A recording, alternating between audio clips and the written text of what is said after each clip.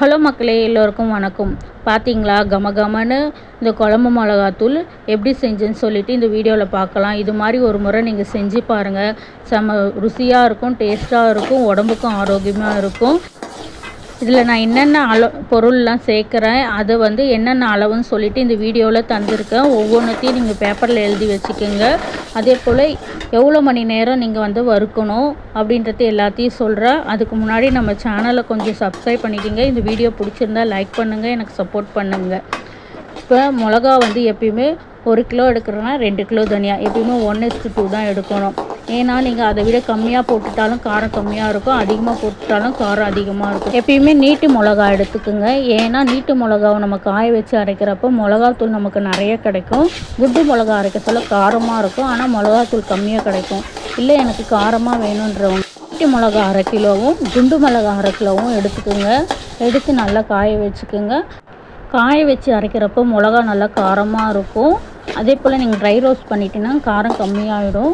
மிளகா மட்டும் நீங்கள் எப்பயுமே காய வச்சுக்கோங்க. ஒரே நாளில் சீக்கிரமாக அரைச்சிடலாம். வேலைக்கு போகிறவங்களா இருக்கட்டும், என் வீட்டில் இருக்கவங்களா இருக்கட்டும் சரி, மிளகாத்தூளை நீங்கள் ஒரே நாளில் அரைச்சிடலாம், ஈஸியாகவும் அரைச்சிடலாம். மிளகாவை மட்டும் காய போடுங்க, மற்ற சாமான்லாம் ட்ரை ரோஸ்ட் பண்ணுங்கள்.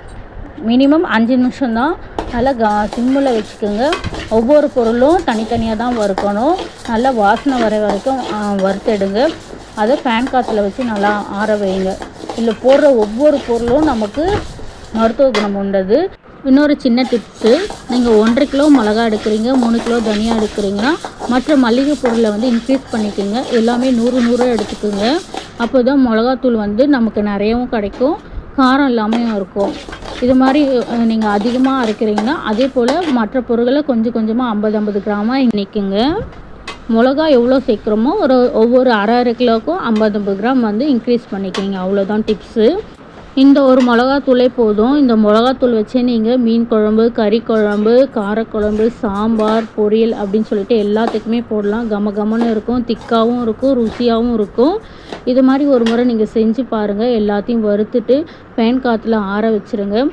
நல்லா ஆறின பிறகு மாவுக்கு எடுத்துகிட்டு போய் மிளகாத்தூளை நம்ம அரைச்சிட்டு வந்துடலாம். அரைச்சிட்டு வந்த மிளகாத்தூளை நல்லா பெரிய பாத்திரத்தில் கொட்டி ஆற விடுங்க.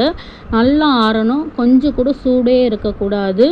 ஆறின மிளகாத்தூளை ஈரக்கைப்படாமல் ஒரு காஞ்ச கரண்டியால் ஒரு திக்கான கவரில் எடுத்து வச்சுக்கோங்க. எப்பயுமே மிளகாத்தூள் காற்று போடாமல் இருக்கணும், அப்போ தான் 1 வருஷம் வரைக்கும் கெடாமல் இருக்கும். இதுமாரி கவரில் மாற்றி வச்சுக்கோங்க. நல்லா டைட்டாக கட்டி வச்சுருங்க.